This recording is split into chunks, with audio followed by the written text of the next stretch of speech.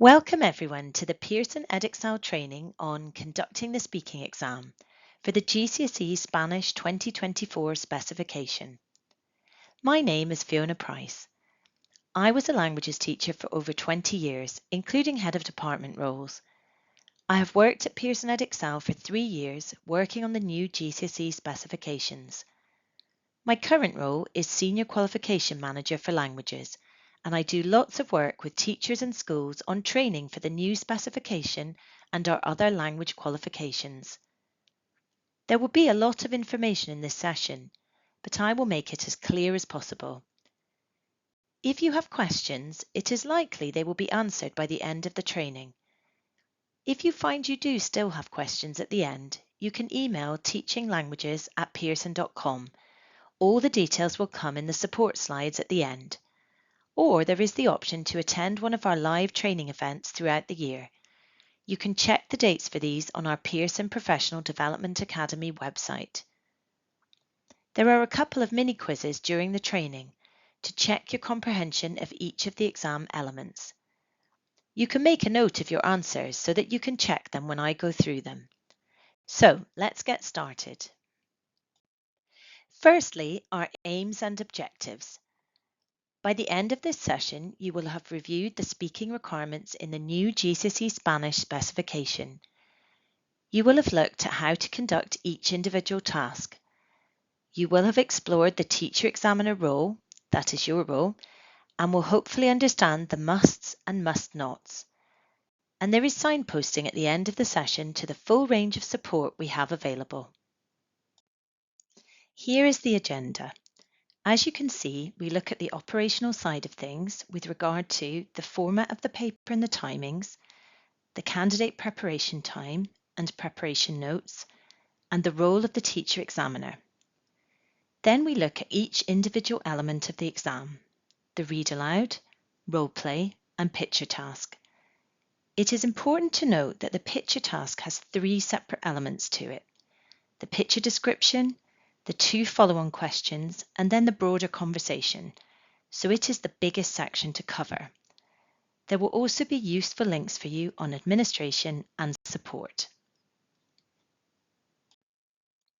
Let's look at the format of the whole speaking exam and the timings. This is just to show you the overview, and I will go into much more detail about each task as we move through the session, but this is a handy slide for reference. The exam starts with the preparation time, which you can see is the same for both foundation and higher. It is 14 minutes of supervised preparation, followed by an extra 1 minute of preparation in the exam room. I will go into more detail about this later on. The speaking exam then has 3 tasks which must be done in that order. Task 1 is the read aloud, Task 2 the role play, and Task 3 is the picture task. The read aloud is followed by 2 straightforward questions. The role play follows a similar structure to the previous specification, and the picture task now includes 2 follow-on questions and then leads into the general conversation. So you can see there are 3 elements to the picture task, and that this whole task is situated in the thematic context that is chosen by the student, although the teacher examiner has freedom to develop a natural conversation across contexts. There will be more about this later. The theme is chosen and prepared by the student in advance of the exam. This will be during a 2 working week period using our new sequencing tool. And you should check the published speaking window dates on our website to find out this information to make it work for your centre dates. There will be more on the sequencing tool later. Each task is worth 12, 10 and 28 marks at both foundation and higher, giving a total of 50 marks for the speaking exam. The timings for each individual element are slightly different at foundation and higher. So, with conversation as an example, it's 3 to 3.5 minutes for foundation and 5 to 5.5 minutes for higher. But these are recommendations only. The time that is important to you as teacher examiners is the total exam time in bold. Exam markers will not mark after the maximum time of 9 or 12 minutes. There is no penalising for being under 7 or 10 minutes, only in that the candidates potentially won't have developed responses well enough to maximise marks.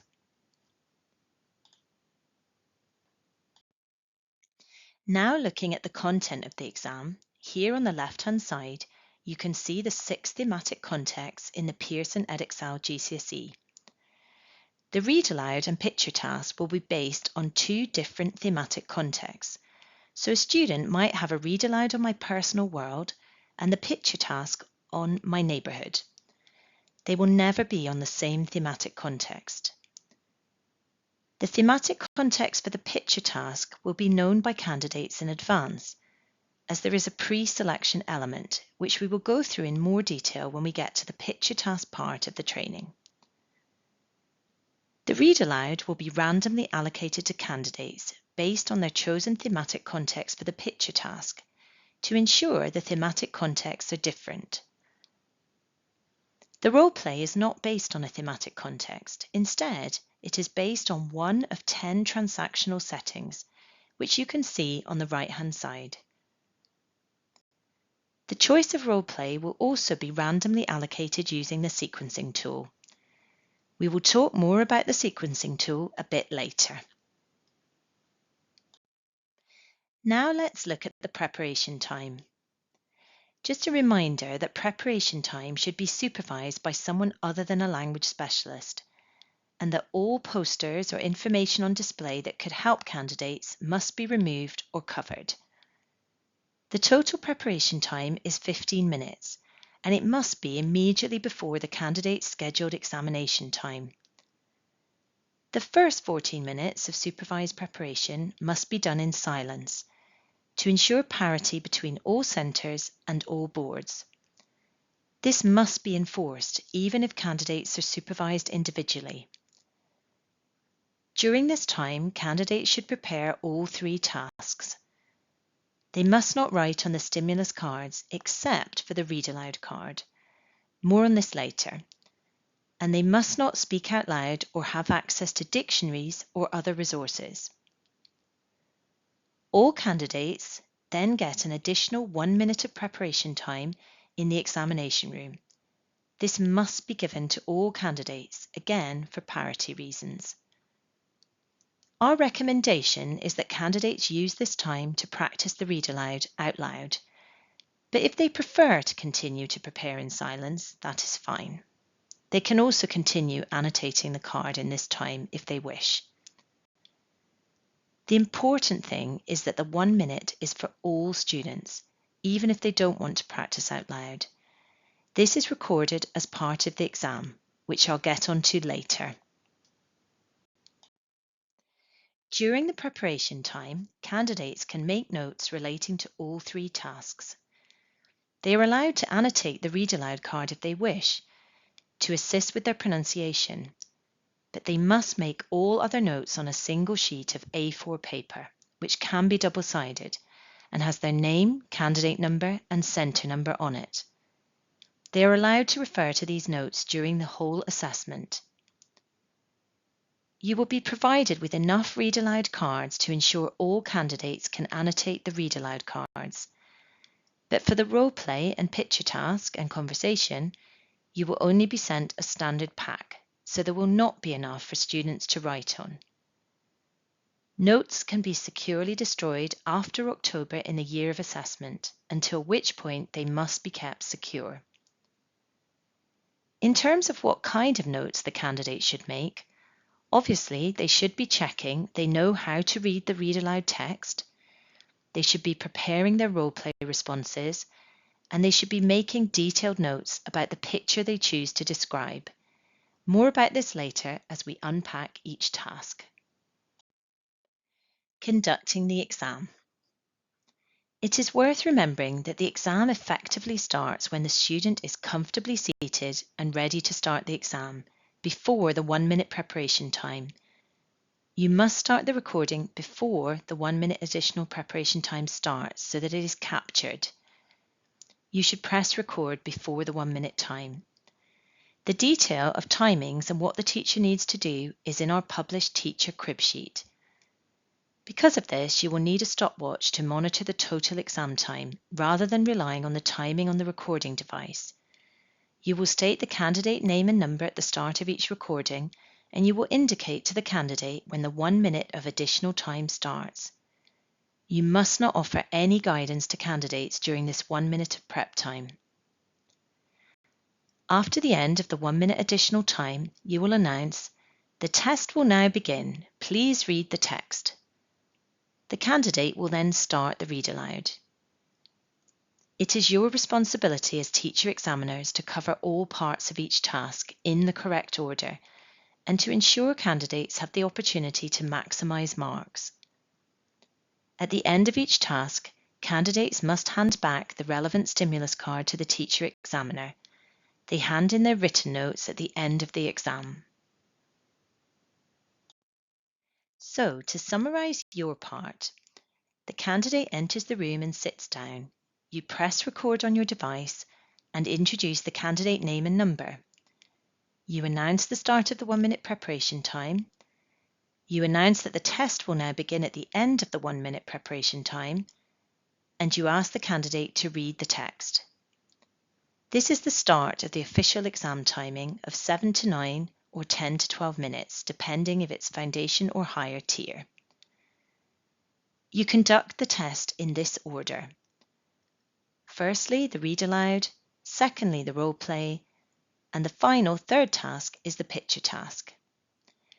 You take the stimulus material from the candidate at the points indicated in the published teacher crib sheet. At the end of the whole exam, you take their handwritten notes on A4 paper and keep them securely with your other exam materials, which your exams officer should be responsible for. You must use the sequencing tool for the allocation of cards. During the exam, it is your responsibility to keep an eye on the time to ensure the candidate has enough time to complete all tasks, essentially giving the candidate the best opportunity to show what they can do. This is a bit of information about the new sequencing tool. This tool is at an advanced development stage, but more training will be provided in the future, well in advance of live exams. Essentially, the sequencing tool replaces the old method of using the sequencing grids in the teacher booklet, which you used to use to prepare once you access your secure materials. It allocates the cards for each student for all 3 tasks.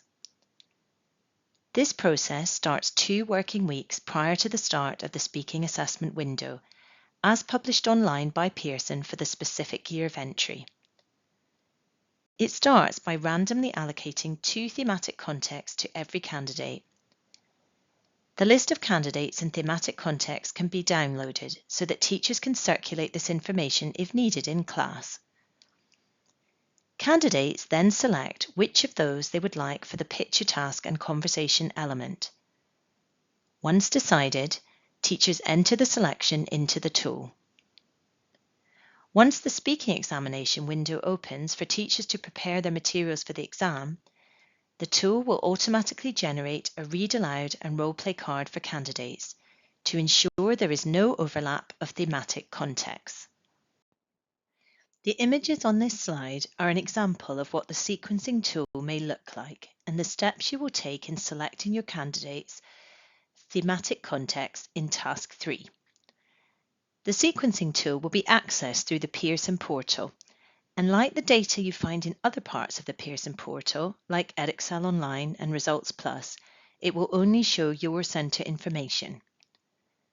Once accessed, you will see a series of drop-down selection boxes to indicate the qualification, series and subject that you've entered candidates for.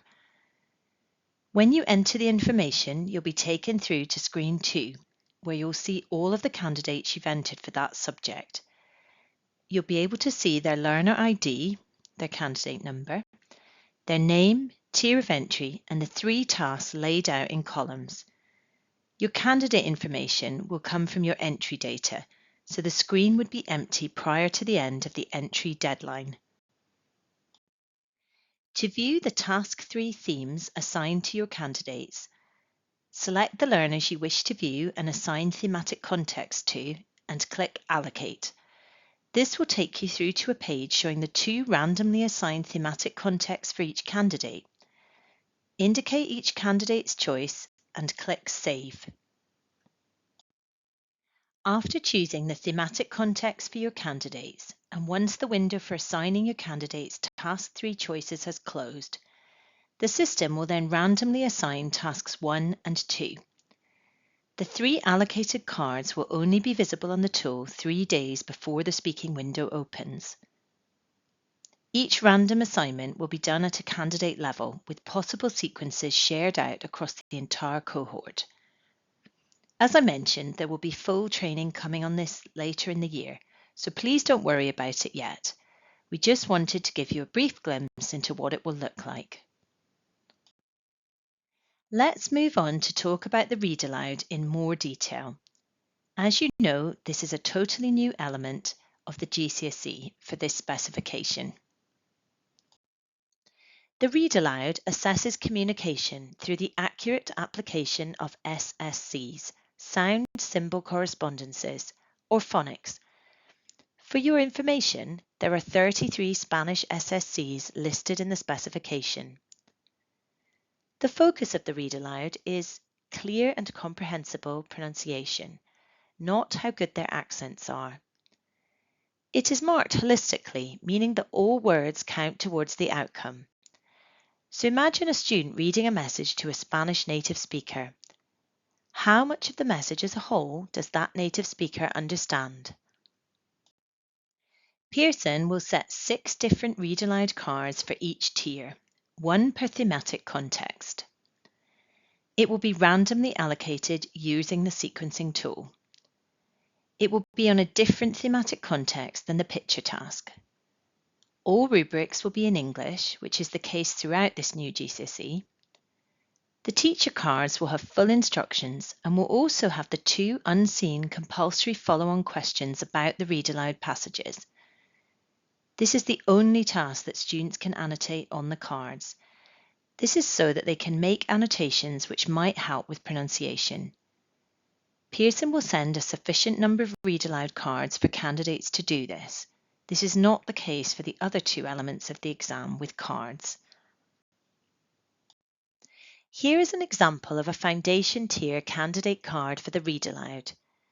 It starts with a clear introduction in English, a Colombian friend. The text that they have to read aloud is double line spaced so that they can annotate. There is a set of English instructions at the bottom. It instructs candidates to hand the card back after the read aloud. It informs them that they will be asked 2 follow-on questions related to what they have read.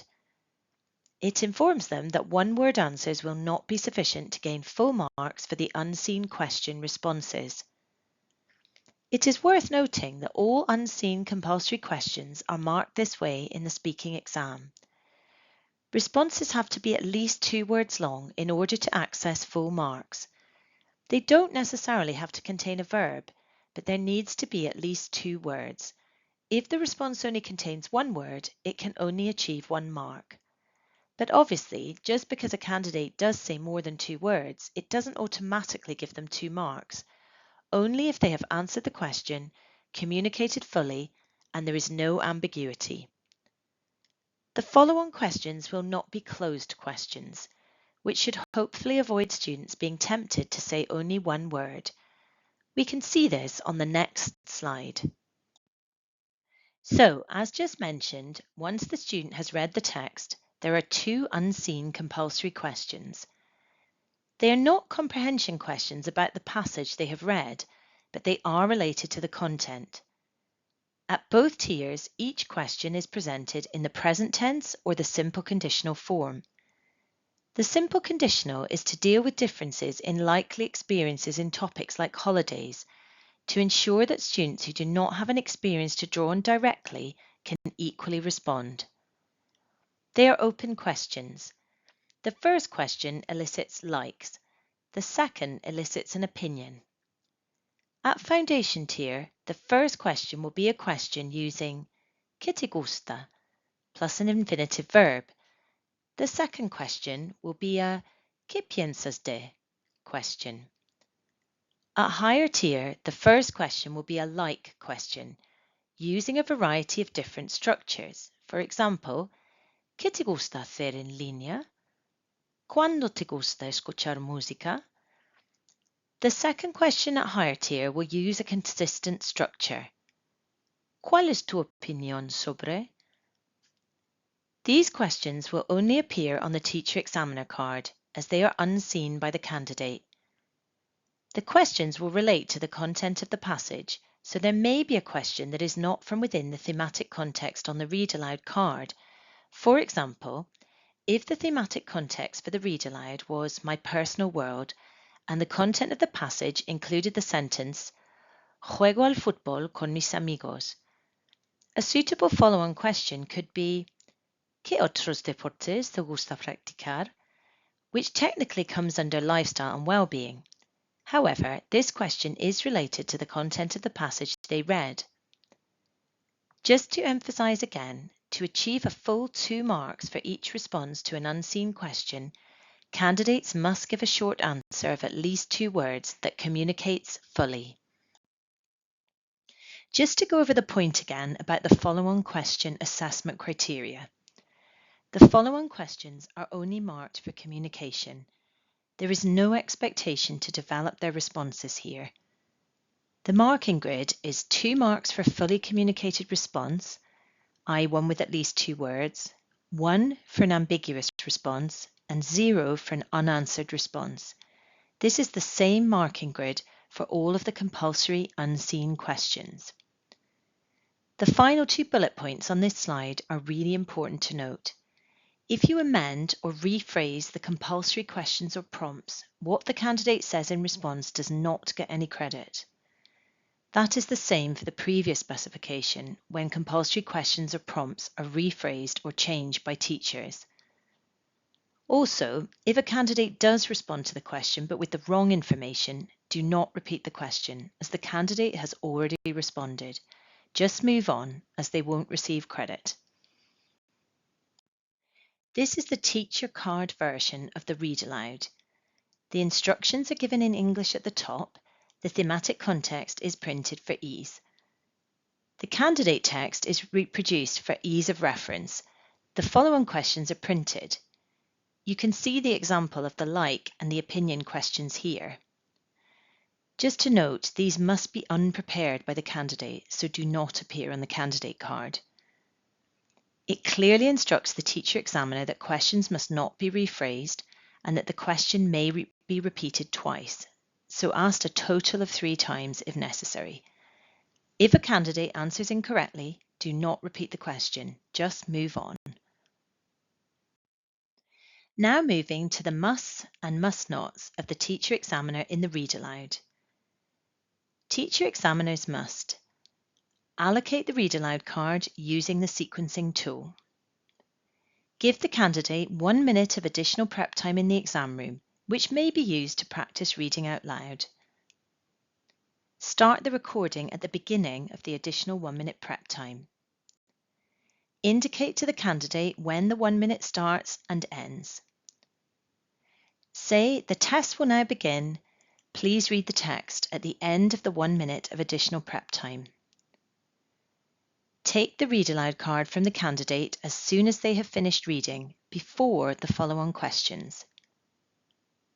Teacher examiners must not correct pronunciation during the prep time or during the test, or provide any support to the candidate at all during the exam, or interrupt the candidate other than to signal the end of the prep time and to start the assessment. At the time of saying the test will now begin, is the time I would advise you to start using your stopwatches in order to monitor the maximum exam time of 9 or 12 minutes, depending which tier the candidate is sitting. A few more instructions. Teacher examiners must take away the read aloud stimulus card from candidates before starting asking the follow-on questions. Ask the set questions exactly as presented. Teacher examiners may repeat the set questions twice, i.e. 3 times in total, if the candidate asks for them to be repeated or doesn't respond. Teacher examiners must not rephrase the set questions, Repeat the question if the candidate answers incorrectly, or ask any supplementary questions. Now time for a quick quiz. This is just a fun mini plenary to check your understanding of the read aloud task, so no pressure. You can note down your answers and compare to the answers I give you afterwards so you get some feedback to know you're on track. I recommend pausing after each question to give you time to write your answers. So here are the questions. Number 1. How many different read aloud cards will there be per tier? A, 6, B, 12, C, 16. Question 2. When should you start recording the speaking exam? Question 3. What must teacher examiners do once the candidate has finished reading the passage, but before asking the follow-on questions? Question 4. True or false? The follow-on questions test the candidate's understanding of the passage. Question 5. How many times in total can the teacher examiner ask each follow-on question? A, twice, B, 3 times, C, 4 times. And finally, question 6, true or false? Follow-on questions are marked for communication only, not linguistic knowledge and accuracy. I'll just go through the answers for you. So, question 1, the answer is A. There are 6 cards. Question 2, the recording starts before the candidate starts their additional 1-minute preparation in the exam room. Question 3, before the follow-on questions, you must take the stimulus card from the candidate. Question 4 is false. The follow-on questions are related to the content of the passage but draw on the candidate's own experience. Question 5, the answer is B. You can repeat each follow-on question up to 3 times. And question 6 is true. The follow-on questions are marked for communication only. It's the same 2-1-0 marking grid applied to the read aloud and picture task follow-on questions and to the role play. Let's move on to the role play. Part 2 of the speaking exam is the role play. The focus of the role play task is to assess communication through understanding and responding, including the ability to ask questions, and through interacting in realistic transactional settings known in advance. It is marked for communication only, using the 2-1-0 grid we have just talked about for the unseen read aloud questions, meaning that responses need to have at least 2 words to achieve full marks, a full 2 marks, but answers do not need to be developed. There are 10 transactional settings listed in the specification that will be the focus of the role plays. These include hotel, campsite, tourist information office, and they are all scenarios which you might find yourself in when travelling, but also may experience where you live. The transactional settings are all formal settings in nature, but there is no requirement by the candidate to use the formal register in their responses. The role plays will be allocated randomly using the sequencing tool. All rubrics on the role play card will be in English. The teacher cards contain the exact questions and instructions, including the introduction from the teacher, who always asks the first question. So let's have a look at a candidate role play card. You can clearly see the setting at the top. Here it is, at the doctor's surgery. All instructions and prompts are in English. It gives candidates a scenario. Here it says, you go to the doctor, your teacher will play the part of the receptionist and will speak first. Your teacher will ask questions in Spanish and you must answer in the target language. You're expected to say a few words or a short phrase or sentence in response to each prompt. 1-word answers will not be sufficient to achieve full marks. Then below is the task itself with 5 prompts for the candidate to prepare. We can tell this is a foundation tier card because there is only one question, which will always be prompt 5. At higher tier, there are 2 questions in the role play, always in prompt 5 and one other, but never the first prompt. There is no requirement from the prompts to know specific items of vocabulary, nor is there a requirement to use a verb, but fully communicated responses need more than one-word answers. An example of a fully communicated response to the first prompt here, say why you want to see a doctor, could be Estoy enfermo, or No me encuentro bien, or Me duele la pierna. All of those would achieve 2 full marks. This slide shows the teacher card. The instructions are really clear and are in English. The teacher script should be read exactly as it is printed. It states, begin the role play with the following introduction. You go to the doctor. I will play the part of the receptionist and will speak first. Prompt 5 will always be a question, and at higher tier there will be another question in prompt 2, 3 or 4, but never in prompt 1. Another reminder here is that you must not rephrase or change the prompts in any way. Read them exactly as they are on the card. Here are the musts and must-nots of the teacher examiner role in the role play. Teacher examiners must allocate the role play stimulus card according to the sequencing tool. Introduce the scenario at the start of the role play. Read the prompts exactly as presented. Take the stimulus card from the candidate at the end of the task. Teacher examiners may repeat the prompt questions twice, in other words, repeat up to 3 times in total, if the candidate asks for them to be repeated or doesn't respond. Teacher examiners must not rephrase the set prompts and always read them in full. Repeat the prompt if the candidate answers incorrectly. Ask any supplementary questions. Now time for another quick quiz to check your understanding of the role play. I recommend pausing after each question to give you time to write your answers. Here are the questions. Question 1. How many different role play cards will there be per tier? A, 6, B, 10, C, 12. Question 2. How does the role play start? Question 3. What will prompt 5 require the candidate to do? Question 4. True or false? Questions and responses must all use the formal register. Question 5.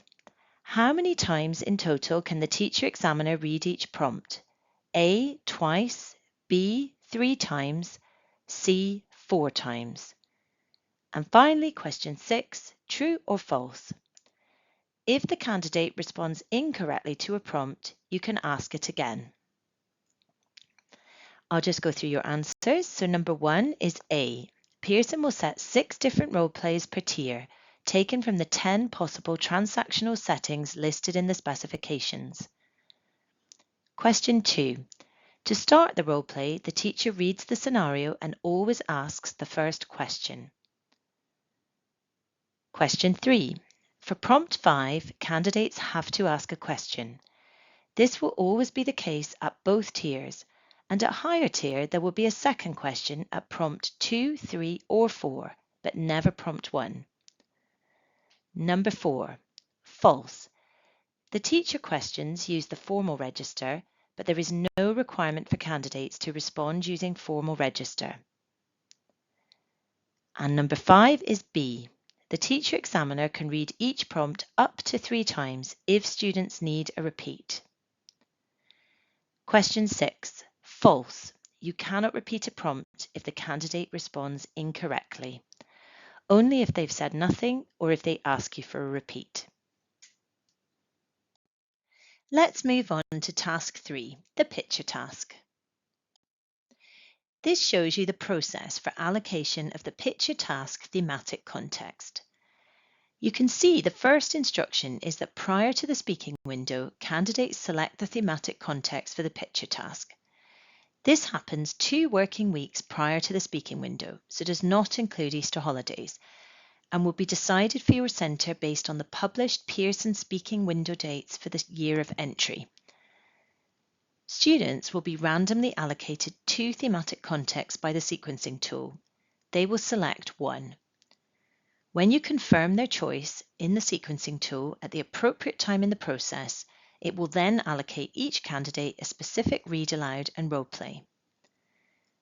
They can focus on preparing for the thematic context prior to their speaking exam, as I've explained about the speaking window, knowing that the pictures they are given on the day of their exam will be based on that thematic context, and knowing that the conversation after the picture task will also start on that thematic context.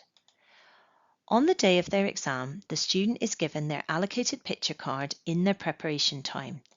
They choose one of the 2 pictures on the card to describe. We will look at an example of a picture card shortly. During the preparation time, candidates prepare sentences describing the people, location, and activity in the picture they have chosen. They may use these notes in the conversation part of the picture task. The pictures are the same for both tiers. During the speaking exam, the teacher examiner uses the teacher card and available prompts to elicit a description of the picture from the candidate. There are then 2 unseen compulsory questions about the selected picture. Then the teacher examiner asks a question on a compulsory starting subject, which leads into the natural conversation that follows. We will go through this in more detail in the next slides. Hopefully your questions will get answered in the next couple of slides, but there is also an FAQs document on our website which will answer a lot of questions should we not cover them during this training. Here you can see the purpose of each of the 3 elements in the picture task. There is the picture description, which is assessed for communication, clarity, and linguistic and grammatical accuracy. We are looking for accurate, extended descriptions of the picture. Afterwards, there are the compulsory follow-on questions, which are assessed for communication only. These relate to the student's own experience and are based on the picture. And then finally, there is the conversation, which is marked for response to questions and linguistic knowledge and accuracy. We will look at the conversation in more detail later, but the conversation is an opportunity for candidates to develop their responses as well as they are able, give and justify their own thoughts and opinions, refer to past, present and future events, produce extended sequences of speech, and to demonstrate the full range of their ability. For the picture task, Pearson will set 18 different cards for each tier, 3 for each thematic context. Cards will be randomly allocated by the sequencing tool and will be on the thematic context chosen by the candidate. All rubrics on cards will be in English. Teacher cards contain full instructions, including the compulsory questions to ask about their chosen picture and a compulsory starting topic for the conversation. Each card will have a different choice of pictures and starting topic from within the thematic context. Let's look at the assessment criteria for the picture description and compulsory questions elements. Examiners will be listening for the 3 bullet points being addressed: people, location, and activity. They will be listening for development of ideas about each bullet point, in other words, have candidates develop the information about each bullet point, and how clear and comprehensible what they have said is. In terms of linguistic knowledge and accuracy, they will be listening for variety of vocabulary and grammatical structures, as well as accurate use of language. The compulsory follow-on questions are marked using the 2-1-0 grid for communication only. These are the questions that require at least 2 words in the response. The sample assessment materials and exemplars on our website unpack this in a lot more detail. so I would advise you to take a look there if you haven't done so already. This is what the candidate card will look like. There are two colour pictures based on the thematic context chosen by the candidate. Candidates choose one picture to describe. There are clear instructions in English. They must cover the 3 bullet points: people, location and activity. Marks will be based on how many of those bullet points have been covered and how well they have been developed. To access the top band of marks, higher candidates need to provide information about all 3 bullet points, and foundation tier candidates need to give information about 2 or more bullet points as per the mark scheme. Candidates can describe any other aspect of the picture once they have covered the bullet points. Description should be developed and detailed. So again, I would advise you to look at the sample assessment material and exemplar material on the website for further details of this.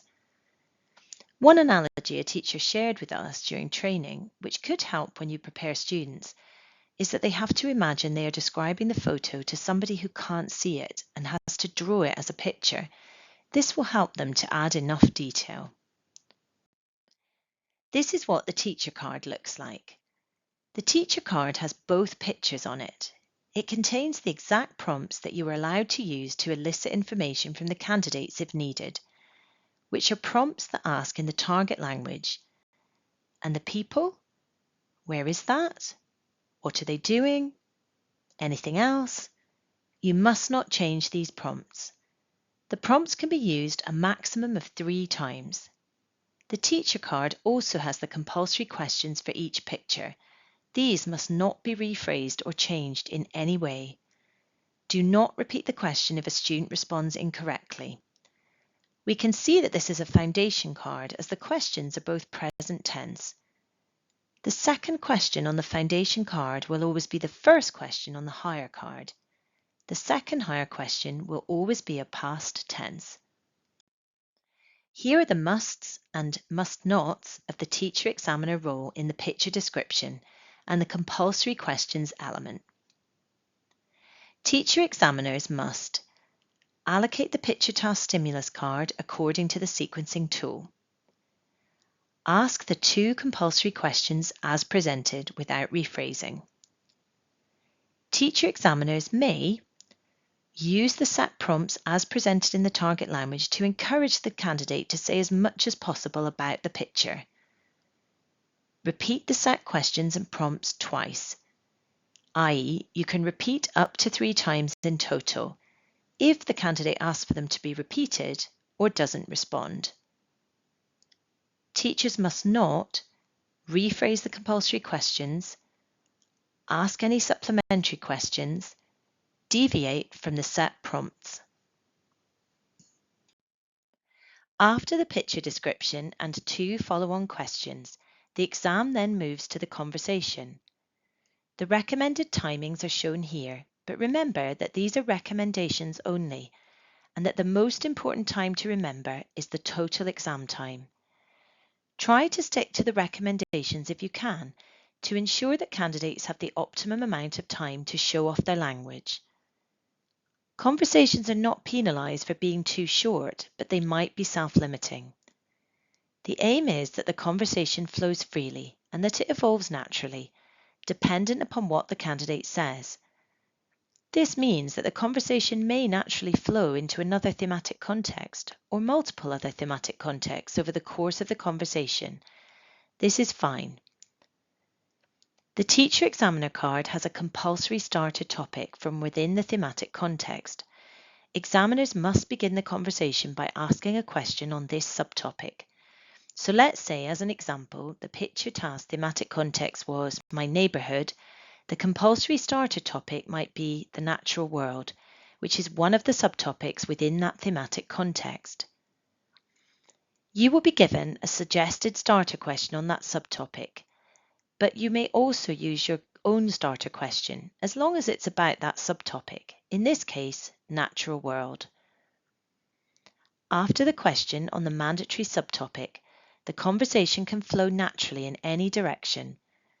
Sustaining a natural conversation, or as natural as possible, is the most important thing, and we would rather questions cover a variety of thematic contexts than that the candidate struggles to produce any language stuck in one thematic context. A good example of this might be in a conversation based on studying my future, in which the teacher says, "What did you do last year at school?" The student may respond with, "Last year I went on a class trip to Madrid." The teacher could then ask the student about Madrid, such as, "What was Madrid like? What did you eat there? What did you drink there?" which may then lead on to questions about travel, the country being discussed, etc. The point is that you respond to what the student says rather than worry about sticking to a topic after the opening question on the specific subject. This slide shows the format of the teacher card. The first bullet point shows you which starter subject to begin with. Remember that this is mandatory, but the suggested question is just a suggestion. The card states you must begin the follow-on conversation by asking the candidate to talk about things for young people to do, for example, and then you are provided with an example starter question. However, you may choose your own as long as it is on that same starter topic. The card states that you should use the candidate's response to continue the conversation about this subject, as well as other areas of the thematic context and the interests of the candidate. As this is the part of the exam that candidates can show off their language skills, your job here as teacher examiners is to ask questions which allow candidates to respond in past, present and future tenses. The mark scheme does focus on how well candidates have used the tenses, so it's important that they try in this section to use as much variety of language as possible. There are some suggested questions for teachers, but the suggested questions are just that, and teachers may use their own if they prefer. This is what examiners will be looking out for in the conversation. Examiners will be listening for how relevant the responses are to the questions you ask them, and how well they develop their ideas. In other words, the additional detail, reasoning, justification, and elaboration that they provide. They will also be listening for clear and comprehensible messages. In terms of linguistic knowledge and accuracy, they will be listening for variety of vocabulary and grammar, as well as successful use of time frames. Further detail of the assessment criteria can be found in the SAMs along with exemplar material. I strongly recommend that you look at the exemplar materials as they go into detail about the marking process and the marks given. Here are the musts and must nots of the teacher examiner role in the conversation element of the picture task. Teacher examiners should allow candidates to develop ideas, produce extended sequences of speech, use a range of timeframes, and use a variety of grammatical structures and vocabulary. Teacher examiners should not ask closed questions if possible, in other words, yes or no questions, as this limits the candidate's ability to develop their responses and might lead to lots of yes or no answers which don't show off language or get much credit. Teachers should also try not to talk too much, and teachers should not encourage candidates to memorize and reproduce answers. This is because the conversation should be as natural as possible. What we mean here is that candidates shouldn't pre-learn or pre-rehearse full responses to the exact set of questions that you are going to ask them. Obviously, through the teaching and learning process, your candidates will learn and memorize key language phrases and structures and so on, as that is part of language learning, but they should not be given the exact set of questions they will be asked on the day or told to pre-learn their responses. Now for a quick quiz about the picture task and conversation. I recommend pausing after each question to give you time to write your answers. Here are the questions. Question 1. How many different picture task cards will there be per tier? A, 6, B, 12, C, 18. Question 2. True or false? Candidates only have to describe one of the two pictures on the card. Question 3. What three elements must be covered in the picture description? Number 4. How can teacher examiners encourage candidates to extend or develop their description? Question 5. The conversation should start A. with a question from the thematic context, B. with a question about the picture, C. with a question from the mandatory starting topic. Question 6. True or false? Clearly memorized or pre-prepared responses to the conversation are not allowed. And here are the answers. Number 1 is C. There will be 18 picture task cards, 3 per thematic context. Number 2 is true. Candidates only describe one of the 2 pictures on the card. Number 3, people, location, and activity are the 3 elements that students must cover in their description of the picture. Number 4, teachers can encourage candidates to extend or develop their description by using the set prompts on the teacher card, and only those prompts. Question 5 is C. The conversation should start with a question from the mandatory starting topic. And number 6, that's true. Clearly memorized or pre-prepared responses by students are not allowed. So, we have now covered all of the elements of the speaking exam. On the website, there is a useful FAQs document, which I'm just going to show you a snippet of now. The document is on our website for each language. If you select Course Materials, then Teaching and Learning Materials, it's in the drop-down menu under Teacher Support. And it gives a lot of detail about the speaking assessment. Here are some examples of questions and responses from the document. The timings are an element of the speaking exam that teachers ask us about a lot. Teacher examiners are responsible for timings, so please access the FAQs as well as refer to the published teacher crib sheet for more information. An example of some of the questions are, how strict are the timings for the speaking assessment as a whole? We know the answer to that after today. It's the maximum timing that is mandatory, so 7 to 9 and 10 to 12 minutes, as well as the preparation time. I would advise you to take a look at that document in preparation for doing these assessments. So, moving on to look at administration. The speaking assessment window is published on the qualifications website. See the link below for updates. Teacher examiners will be able to access the secure speaking materials 3 working days before the start of the assessment period. All speaking assessments must be recorded digitally and uploaded to Pearson via the Learner Work Transfer portal. Please also see our support guide in Forms and Administration on our website. Let's talk about all the support available to you from Pearson. This slide is about training. Please check the PD Academy for the most up-to-date information on training.